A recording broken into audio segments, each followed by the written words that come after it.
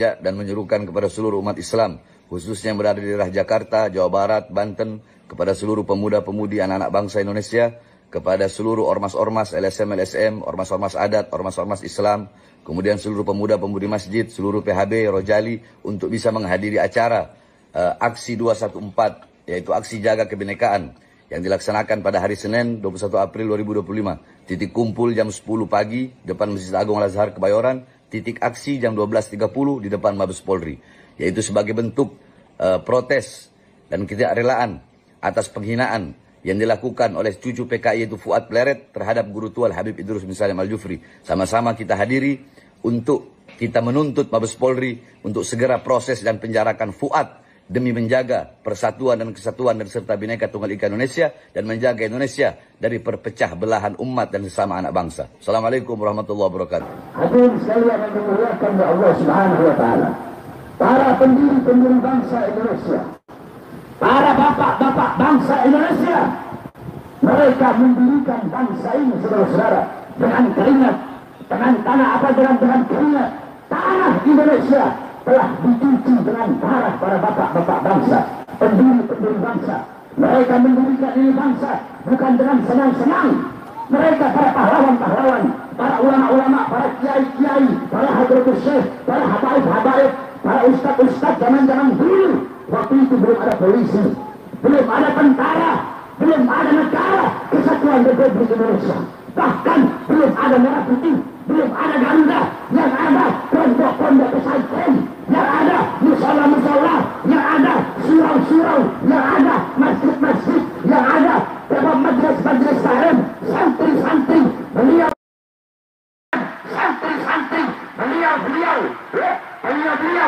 siang, beliau malam memegang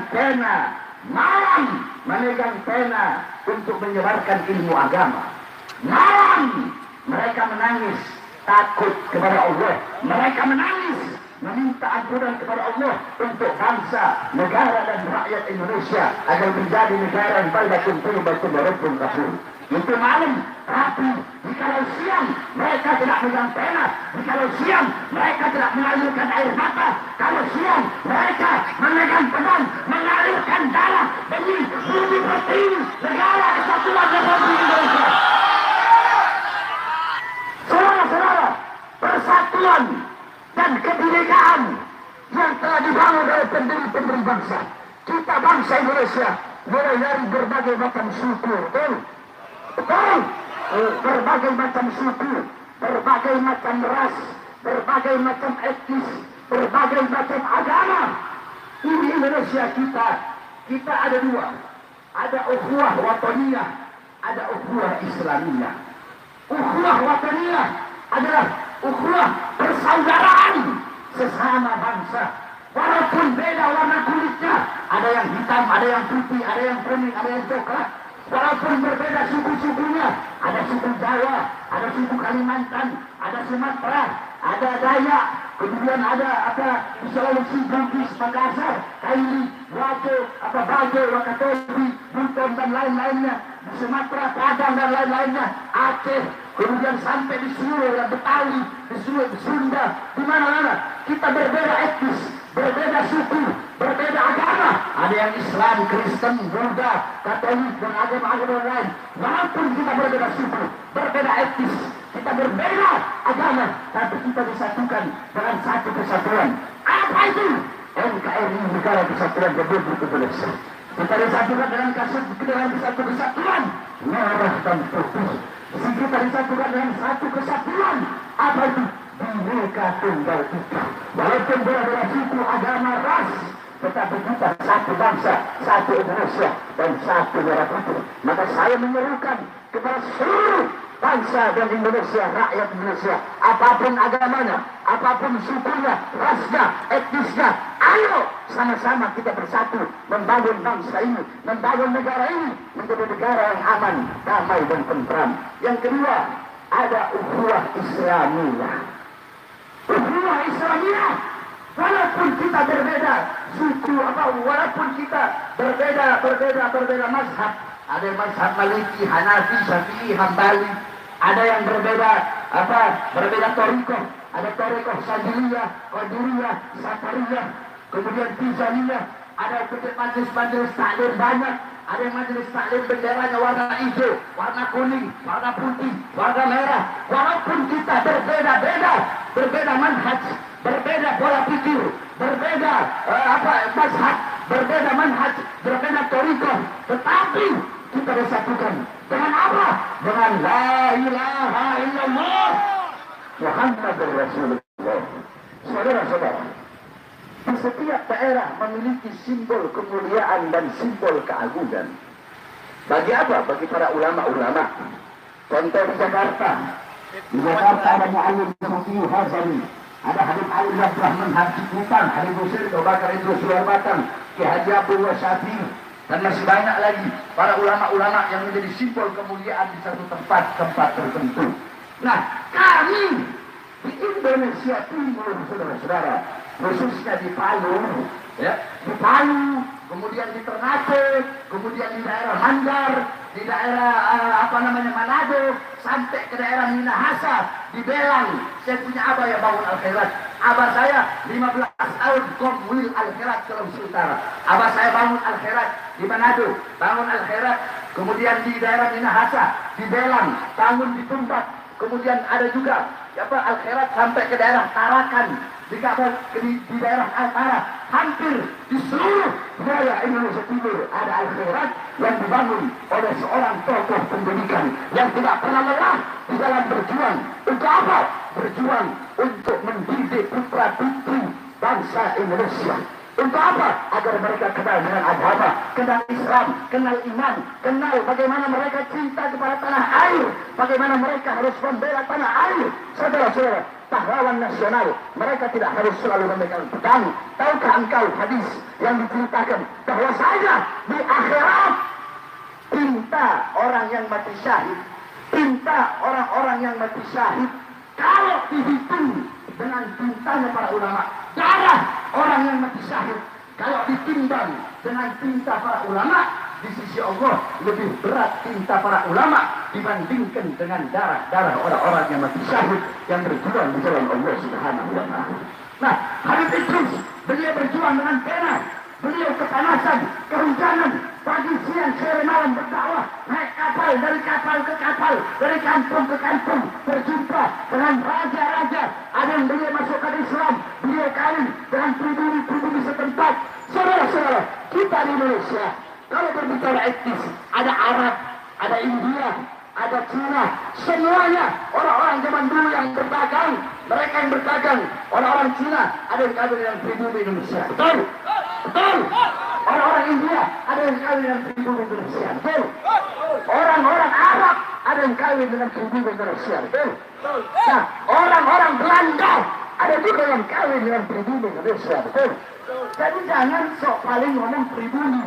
Saudara-saudara, saya Darwin Smith, di dalam tubuh saya dari pihak bapak saya ada darah Sangir Bangan itu, darah Ternate.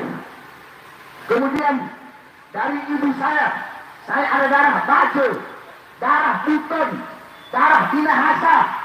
Kemudian dari jalur abah saya, neneknya abah saya, istrinya Habib Alwi, itu ada darah Bugis, ada darah Flores dari ibu saya.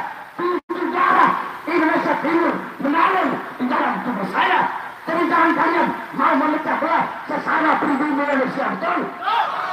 Kita semua disatukan dengan merah putih, sebagaimana disampaikan oleh seorang guru yang saat ini kita duduk di sini untuk membela beliau. Siapa? Yang tadi syair yang dibacakan oleh Habib Zain Al-Abbas. Apa syair beliau? Kullu ummatin laha ramzun izzun wa ramzun izzina al-hamra wal bawda. Setiap bangsa, setiap umat, setiap warga memiliki simbol kemuliaan, simbol keagungan. Adapun simbol kemuliaan kita, bangsa Indonesia, rakyat Indonesia adalah al-hamra wal bawda, merah dan putih. Itu adalah syair daripada guru tua. Beliau menanamkan dalam diri kita kecintaan kepada NKRI, merah putih, bagaimana nasionalisme beliau. Tetapi saudara-saudara, persatuan-persatuan yang telah didirikan oleh para pendiri bangsa, para pahlawan dan para ulama-ulama zaman dulu. Sekarang akhir-akhir ini sudah 2 tahun ini mulai dirusak, mulai dipecah belah oleh orang-orang yang terorganisir. Kemarin saudara-saudara, kita lagi Ramadan, enak-enak ibadah, betul? Betul. Ada nggak kalian lihat kemarin saya Ramadan ceramah teriak-teriak? Ada? Nggak ada. Saya sibuk ngurus pesantren, betul? Betul. Tahu-tahunya muncul si anjing ini, saudara-saudara. Jadi Fuad itu bukan monyet, bukan. Bukan anjing, bukan. Lebih anjing daripada anjing. Anjing aja nggak bakal hina para ulama-ulama yang lurus dan istiqomah di jalan Allah Subhanahu wa Ta'ala. Kalau dia mau hina ulama dunia, silahkan, ada urusan kita, betul? Betul.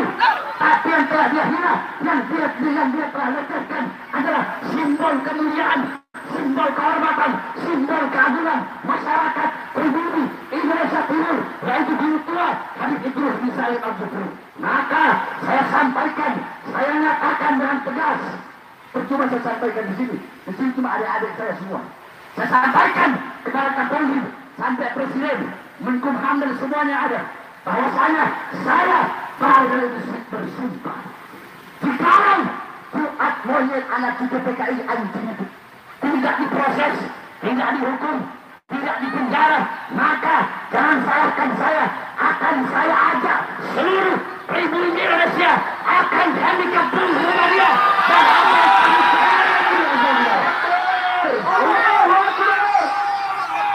dan saya udah bilang, mulut saya sama nyali saya bisa diadu. Saya lebih besar punya nyali daripada mulut. Saya tidak sekedar ngomong, saya tidak akan pernah berbicara, saya tidak akan pernah berjanji apa yang tidak bisa saya lakukan. Oleh karena kita minta, kalau negara, Mabes Polri, khususnya Kabar Eskrim, kalau mungkin masih Pak Wahyu, ayo cepat, saya aja dilaporkan 3 hari, 4 hari sampai seminggu, dilaporkan langsung bisa masuk. Padahal kasusnya diada-adakan. Ini buat kenapa? Udah berminggu-minggu. Kenapa tidak diproses? Tidak dipanggil, tidak dihukum, tidak dijebloskan ke penjara? Apa mau nunggu kemarahan umat? Saya tanya, nggak usah banyak-banyak, Pak. Nggak usah banyak-banyak. Yang hadir di sini siap datang ke Jogja. Siap datang ke Jogja. Kalau Mabes Polri bungkam, tutup mata, tutup telinga, tidak mengambil tindakan, siap datang ke Jogja. Siap datang ke Jogja. Siap seret Fuad PKI. Siap pakai hukum rimba. Siap pakai hukum adat.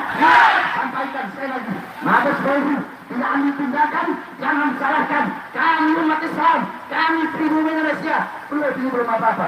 Saya akan komandokan seluruh masyarakat di Indonesia untuk melakukan demo besar-besaran terus.